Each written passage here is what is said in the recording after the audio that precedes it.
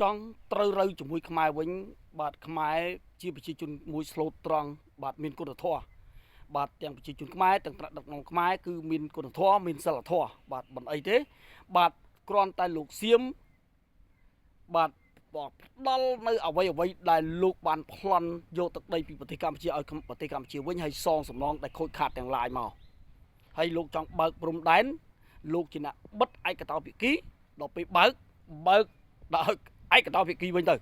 បាទបើកទៅខ្មែរបើកបាទបងប្អូនមករយៈចុងក្រោយបន្តិចនេះគឺសៀមរៀងបន្ទន់អរិយាប័ត្រមើលសម្ដីរបស់ថ្នាក់ដឹកនាំសៀមលោកអនុทิនលោកសៀស័កអីហ្នឹងបាទប៉ុន្តែយើងខ្មែរត្រូវតែចងចាំជានិច្ចបាទបន្តពីឯកាតទៅបាទធ្វើយ៉ាងម៉េចឲ្យសេដ្ឋកិច្ចសៀមនឹងគឺអន់ថយ